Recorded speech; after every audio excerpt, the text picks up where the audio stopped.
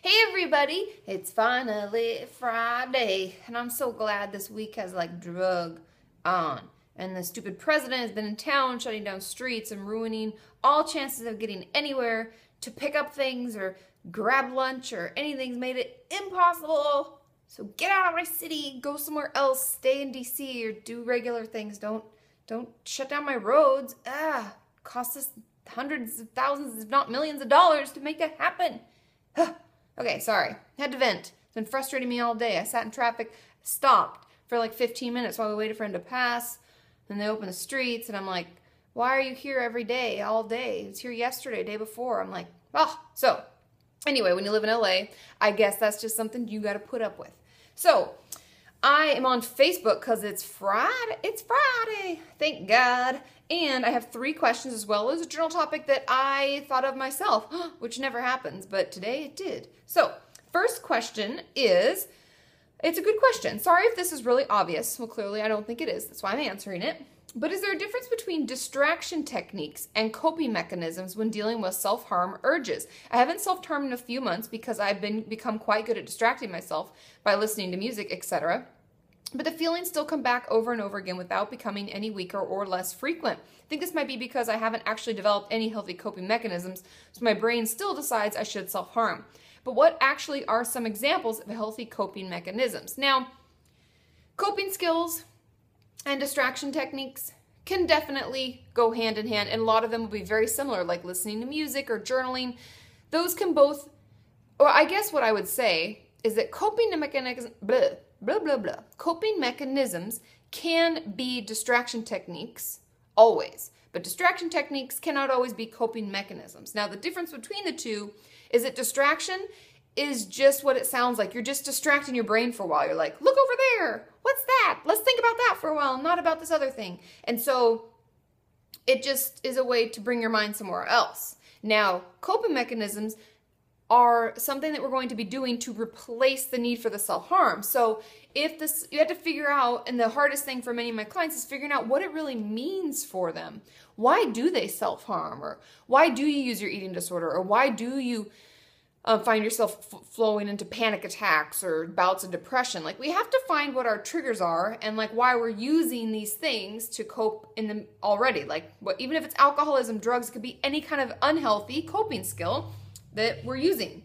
We have to figure out why we're using it, and then we attack it with other healthy coping skills. Some of those being, because she's asking for some healthy examples, journaling is the #1 thing that I always talk about because it's something we can do no matter what time of day it is, no matter where we are, and it helps us process through our thoughts, because most of the time we're using a coping skill because we're feeling kind of shitty or stuff is running around our head and we can't get it to stop, and so we use this as a way to make that happen, because self-harm and eating disorders and even depression, it like focuses our energy on something else. We'll often think about how sucky it is that we're so sad, or how sucky it is that we have to eat and we're so frustrated and we're so fat and we're so stupid, and if I self-harm, I'm focused on doing that, and all of it revolves around that kind of stuff, and there may be even rituals involved with doing it.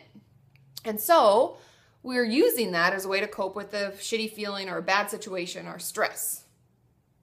Are you following me? Am I keeping you? I don't know if I'm making sense, but so that's why we use it, and we have to replace the self-harm with something else. So something else that's going to help us process through healthfully all those feelings, that stress, that anxiety, whatever. And that's why it has to actually be a real, tangible process thing, like journaling, like seeing a therapist, like calling a friend to vent. Sometimes just writing things, scribbling, maybe taking pictures, maybe doing art, maybe playing music, maybe writing songs about how we feel. It could be any of those things. Sometimes sports will help people, like people go for walks, petting dogs. They're things that kind of cathartically help us feel better and help us manage the stress that may have caused the self-harm urges, or the anxiety that may have caused it, or a trigger, another trigger that we've come across that day. You have to find the things that help you manage those triggers and the urges themselves, not just like a distraction, like, oh, look over there, and it's short term and the urges come right back. We want to find things that give you a little bit more space. Now, everyone's different, and a lot of the ones I mentioned, you might say, but that doesn't work for me. Now, I want you all to recognize that it's going to take more than just one new coping skill to deal with the self-harm urges as a whole. We may need like 5 things before it kind of, goes down, the urges go down a little bit. So please, please, please, any of you out there that have really great coping skills that work for you, maybe it's just painting your nails and venting to a friend on the phone. Maybe it's, listening to some music and journaling. Maybe it's collaging. What is it that works for you? And let us know below, because that's the one thing. It's hard for me, when not knowing your situation and not knowing you personally, to come up with different things that would work for you. But there are so many other healthy ways to cope.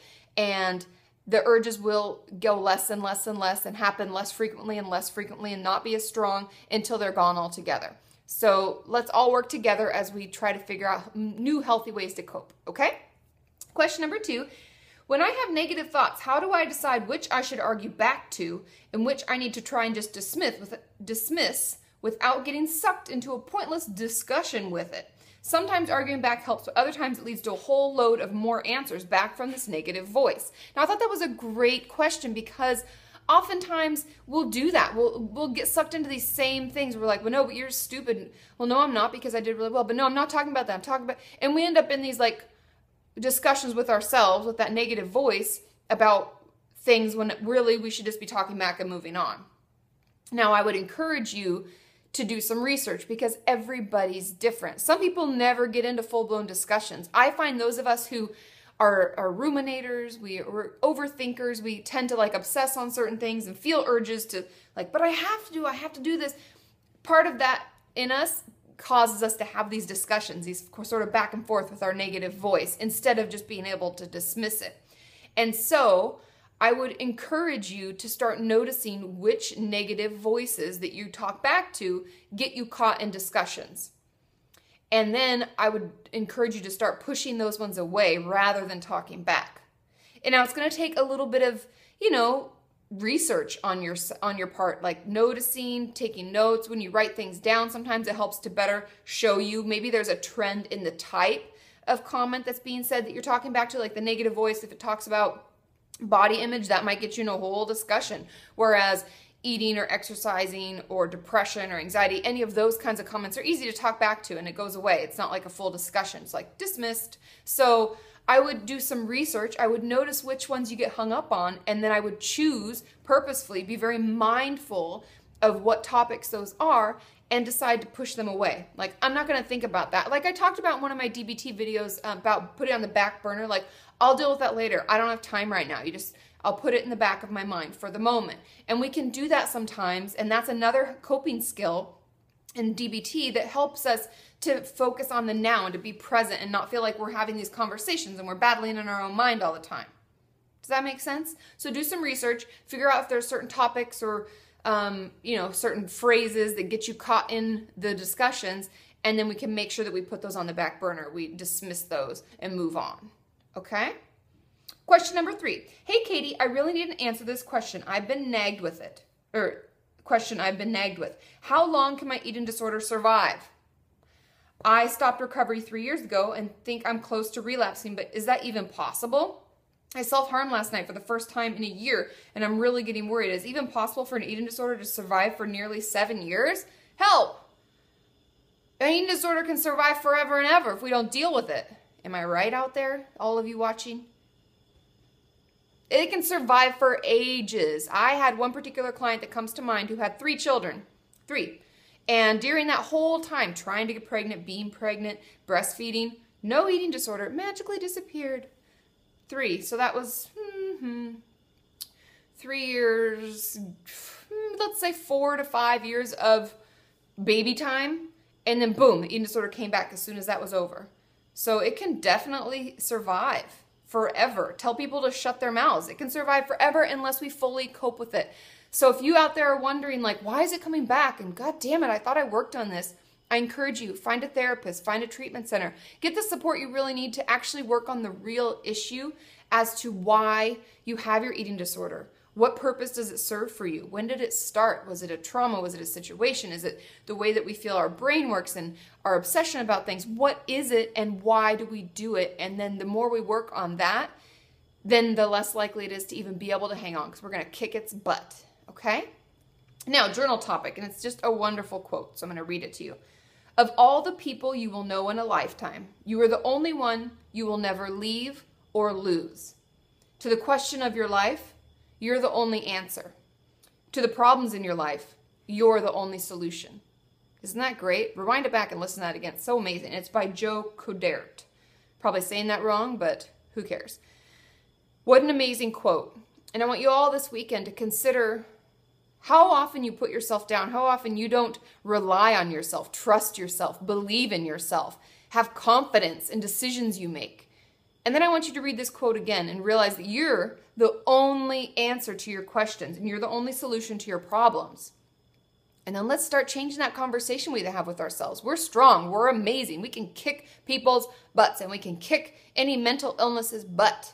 And today is the world, what do they call it? I think it's the world's mental health day, or I think it's just mental health day. That's what I call it. I think it's the World Mental Health Day. And the theme for this year is living with schizophrenia.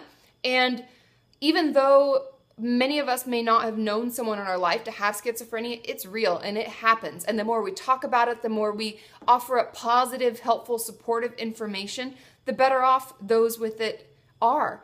And the more we talk about mental health as a whole, the closer and closer we get to making mental health care readily available to all. So please share mental health information, whether it's my videos, whether it's an infographic you like on Twitter or Facebook or Instagram or whatever.